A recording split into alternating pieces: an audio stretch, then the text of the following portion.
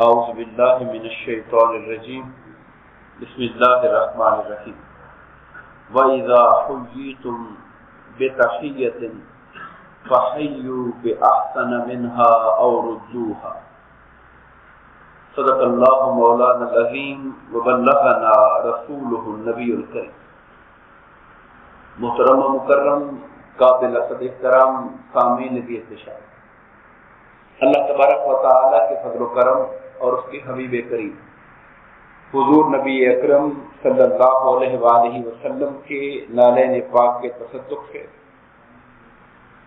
سورہ النساء کی آیت نمبر 86 کے حوالے سے ہم انشاءاللہ گفتگو کریں گے۔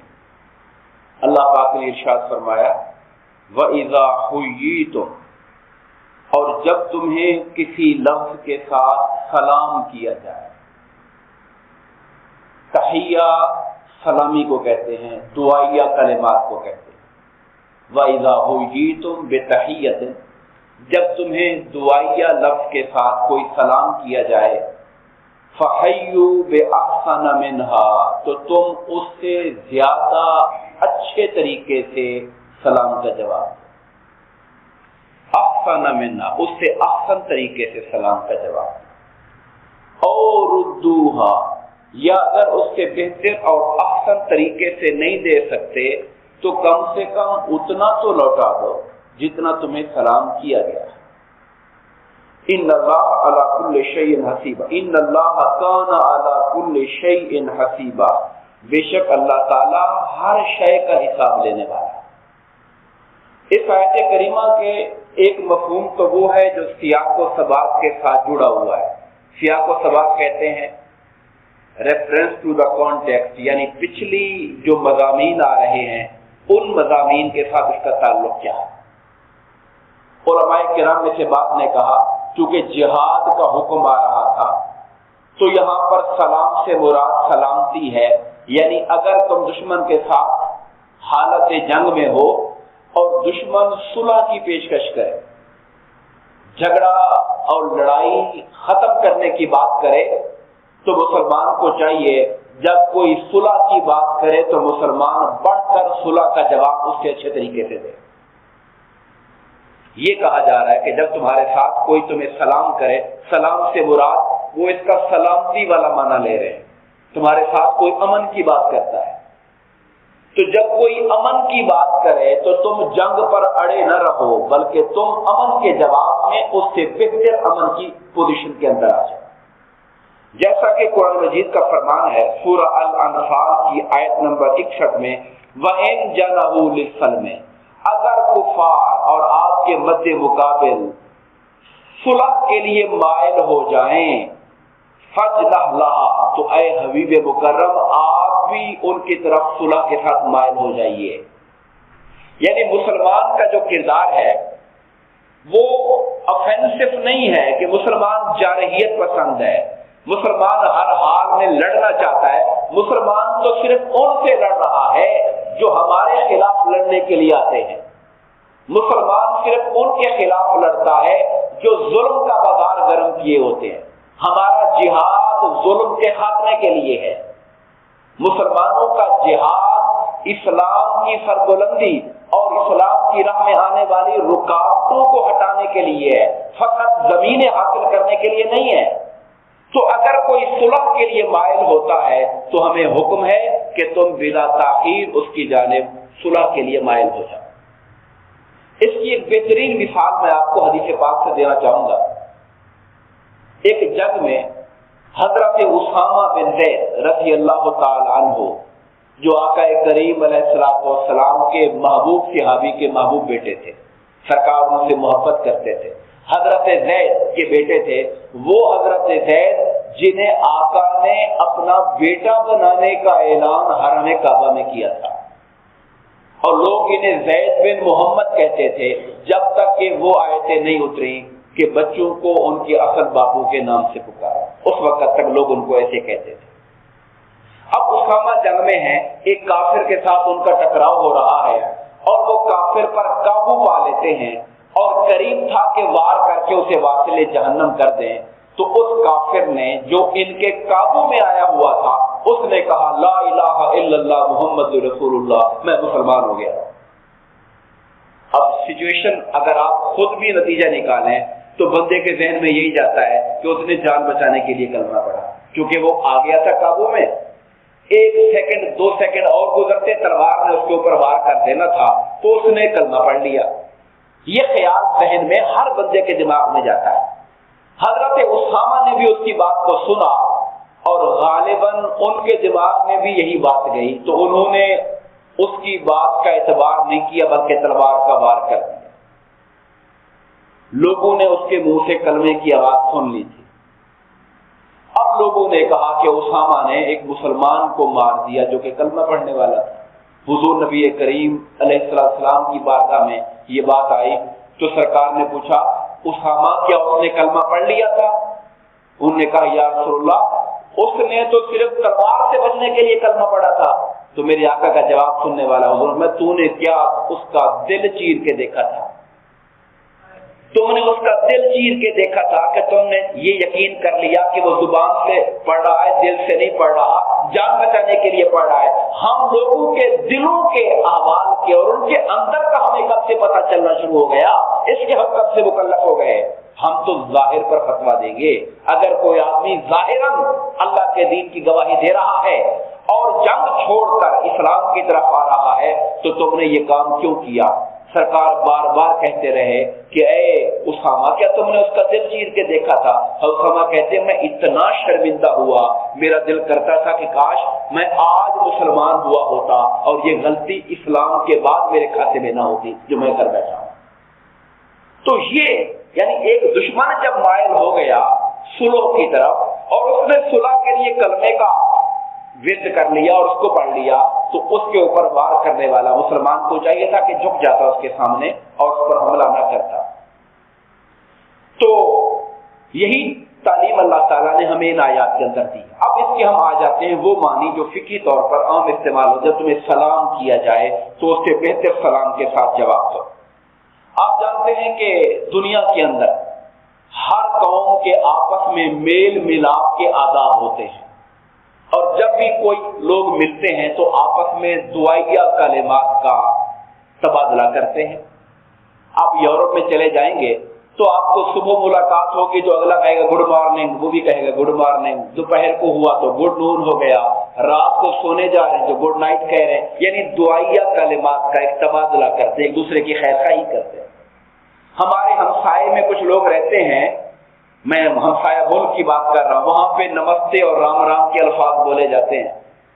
تو اللہ تعالیٰ نے مسلمانوں کو بھی کچھ الفاظ دیے ہیں اور وہ الفاظ کائنات میں سب سے جامع ترین الفاظ ہیں۔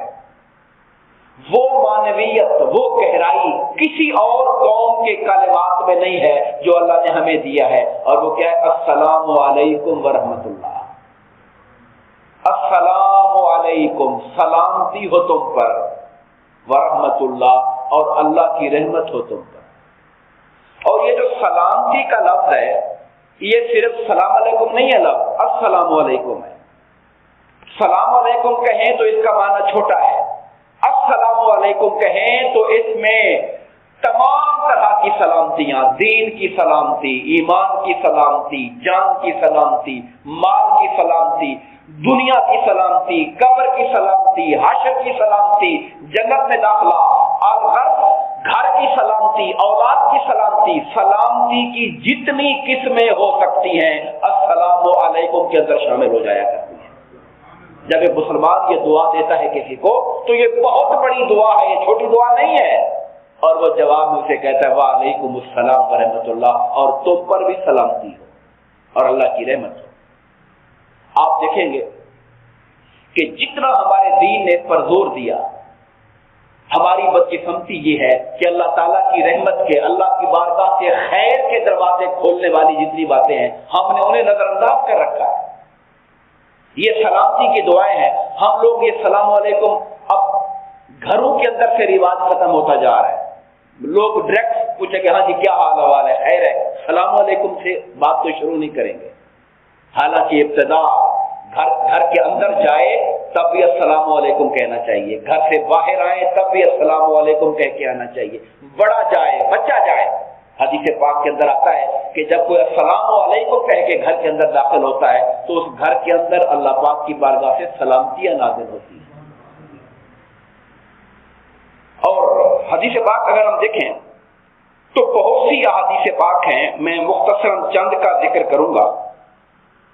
حضرت عبداللہ بن عمر رضی اللہ تعالیٰ عنہ سے روایت ہے، ایک شخص نے نبی پاک صلی اللہ علیہ وسلم سے آ کے سوال کیا کہ یا رسول اللہ، اسلام کا کون سا وصف سب سے بہترین ہے؟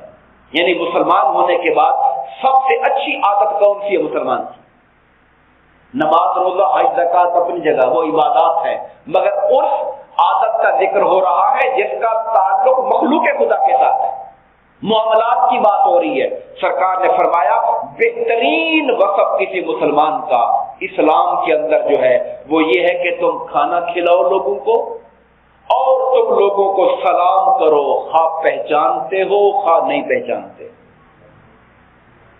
آپ یقین مانیے ہمارے معاشرے کے اندر سے، میں گلیوں میں آتا بھی ہوں جاتا بھی ہوں، سلام کی جو روایت ہے وہ دم توڑتی جا رہی ہے.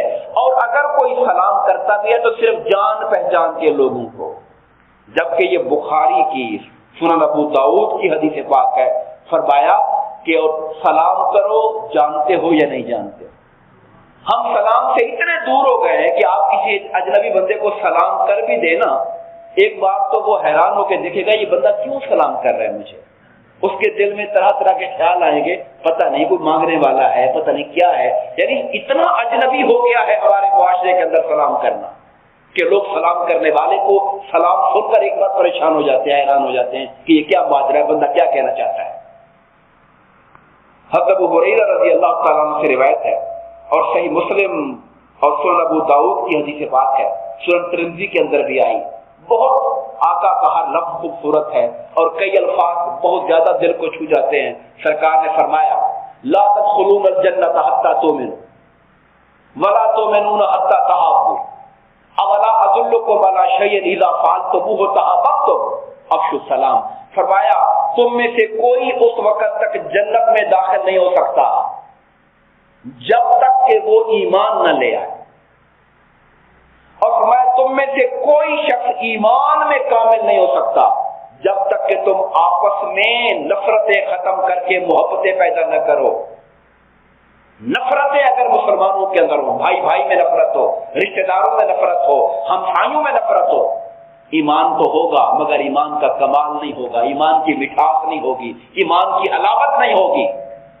فرمایا تم جنت داخل نہیں ہو سکتے جب تک مومن نہ ہو جاؤ، تم مومن کامل نہیں ہو سکتے جب تک ایک دوسرے سے محبت نہ کرو. پھر میرے آقا نے فرمایا کیا میں تمہیں بتاؤں وہ چیز اگر تم وہ کرنے لگو تو تمہارے درمیان محبتیں پیدا ہو جائیں. کیا مجھے آقا بتائیے وہ کیا چیز ہے؟ فرمایا سلام. سلام کو پھیلاؤ، سلام جتنا پھیلاؤ گے تمہارے دلوں کی کدورتیں دور ہوتی جائیں گی، محبتیں پیدا ہوتی چلی جائیں گی. سلام محبت کی چابی ہے، سلام تعلق کی چابی ہے. اور آپ خود اس کا مشاہدہ کریں، آپ کے پڑوس میں گلی میں کوئی بندہ کرائے پر یا اپنا گھر بنا کے آ کے رہنا شروع کرے اور وہ کبھی آپ سے سلام دعا نہ کرے، سال بھی رہ لے گا، آپ کی آپس میں یاری دوستی ہو سکتی ہے؟ کبھی نہیں ہو سکتی. نہ وہ سلام کرتا ہے نہ آپ سلام کرتے ہیں. تعلق تو شروع سلام سے ہونا ہے. سلام نہیں کرتے تعلق کہاں سے ہوگا؟ اور سلام کرنے والا آدمی بھلے رتبے میں کمزور ہی کیوں نہ ہو، سلام میں ایسی گہرائی ہے. میرے استاد مکرم ایک بڑی پیاری مثال دیا کرتے تھے. وہ کہتے تھے کہ ایک غریب ریڑھی والا بندہ ہے اور ایک بڑا سیٹھ آدمی گاڑی سے گزرنے والا ہے. ریڑھی والا اس کو سلام کرتا ہے ہاتھ اٹھا کے، جی السلام علیکم. ابتدا میں شروع میں وہ بندہ پرواہ نہیں کرتا، غریب آدمی سلام کر رہا ہے، کیا میں اس کو ہاتھ اٹھاؤں یا جواب دوں، پرواہ نہیں کرتا. مگر وہ سلام چھوڑنے کی عادت کو نہیں چھوڑتا، سلام کرتا رہتا ہے. کچھ عرصے بعد جب وہ مسلسل سلام کیے جا رہا ہے تو پھر وہ گاڑی والا تھوڑا سا سر جھکا کے اشارہ کر دیا کرتا تھا سلام. کچھ عرصے بعد اس نے ہاتھ بھی اٹھانا شروع کر دیا اور سلام کا جواب دینا شروع کر دیا. کچھ مدت گزر گئی، جب وہ سلام کرنے والا چند دن نظر نہیں آیا تو اس نے گاڑی روک کر پوچھا یار وہ ریڑھی والا ہوتا تھا وہ بندہ نظر نہیں آ رہا، کدھر چلا گیا ہے؟ سلام نے تعلق دل میں جوڑا ہوا ہے، سلام نے کشش پیدا کی ہوئی ہے. اور پھر وہ ڈھونڈتے ہوئے اس کے گھر، پتہ لگتا ہے بیمار ہے، وہ پہنچ جاتا ہے اس کے گھر کے اندر، یار میں نے پتہ چلا تھا کہ تم بیمار ہو۔ یہی وہ عادت ہے۔ دیکھیے ہم آپس میں تعلق بھی ہمارا نہیں بن سکتا جب تک سلام شروع نہ ہو، اور رسول پاک کی ذات بابرکات سے بھی اگر تعلق قائم کرنا ہو تو طریقہ مصطفیٰ پر بھی سلام پڑھنے کا ہی ہے۔ حضور پر سلام پڑھا جائے اور امتی پڑھتا رہے تو بارگاہ مصطفیٰ سے تعلق آج بھی قائم ہو جاتا ہے سلام کی برکت کے ساتھ۔ اور اگر انسان صدق کے دل کے ساتھ، سچے دل کے ساتھ سرکار کی بارگاہ میں درود و سلام پڑھنے والا ہو تو پھر وہ وقت بھی آ جاتا ہے کہ میرے آقا کریم اس کے خواب میں تشریف لا کر اپنے دیدار سے مشرف فرما دیتے ہیں۔ اور امام بوصیری کی طرح جب وہ بیمار پڑ جاتے ہیں تو ان کے خواب میں آ کر اپنی کملی بھی عطا فرماتے ہیں اور جسم پر ہاتھ پھیر کر ان کے فالج کو بھی دور فرما دیتے ہیں۔ یہ ساری برکت ہے اس سلام کی جو انسان تعلق جوڑنے کے لیے کرتا ہے۔ میں نے کہا ہمارا آج کا دنیا کا تعلق ہو وہ بھی سلام کے ساتھ ہے، اور ہمارا آقا کریم اور ارواح اولیاء کے ساتھ جو تعلق ہے وہ بھی سلام کے ساتھ ہی جڑا ہوا ہے۔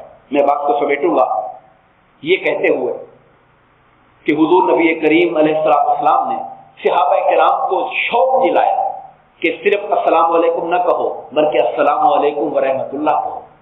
ایک شخص آیا اور اس نے آ کر، سرکار بیٹھے تھے محفل میں، اس نے آ کر کہا السلام علیکم، جواب دیا گیا وعلیکم السلام، وہ بیٹھ گیا۔ سرکار نے کہا 10، آقا نے کیا فرمایا 10۔ پھر ایک اور بندہ آیا، اس نے کہا السلام علیکم ورحمۃ اللہ، بیٹھ گیا۔ سرکار نے کہا 20۔ پھر ایک اور بندہ آیا، اس نے کہا السلام علیکم ورحمۃ اللہ وبرکاتہ، میرے آقا نے فرمایا 30۔ صحابہ نے کہا آقا یہ 10، 20 اور 30 کیا تھا؟ کہا جس نے السلام علیکم کہا اس کے نامہ اعمال میں 10 نیکیاں لکھی گئی، جس نے رحمت اللہ کا اضافہ کیا اس کے نامہ اعمال میں 20 نیکیاں لکھی گئی، اور جس نے برکاتہ کا اضافہ کیا اس کے نامہ اعمال میں 30 نیکیاں لکھی گئی۔ اور یہ جو شوق تھا سلام کو پھیلانے کا، سلام میرے آپ حدیثیں اٹھائیں گے آپ کو لفظ یہ نہیں ملے گا سلام کرو، بلکہ لفظ ملے گا سلام کو پھیلاؤ۔ وقت کو میں دیکھ رہا ہوں زیادہ ہو رہا ہے، ایک حدیث پاک مجھے اور یاد آ رہی ہے، میرے آقا کریم حضرت عبداللہ بن سلام اس کے راوی ہیں، یہودی علماء میں سے تھے، یہودی علماء میں سے۔ جب سرکار مدینہ تشریف لائے اور خبر ملی کہ وہ جو نبی آخر الزماں ہونے کا اعلان کرتے ہیں وہ تشریف لے آئے، یہ یہودی تھے، انہوں نے سوچا چلو میں بھی چل کے دیکھتا ہوں بندہ کون ہے۔ جیسے بندہ دیکھا دیکھی چلے دیکھتے ہیں کون آیا ہے، یہ بھی پہنچ گئے۔ وہ کہتے ہیں 4 دیواری کے اندر آقا بیٹھے تھے، غالباً قباء کے مقام پر تھے، یہ وہاں پر پہنچے۔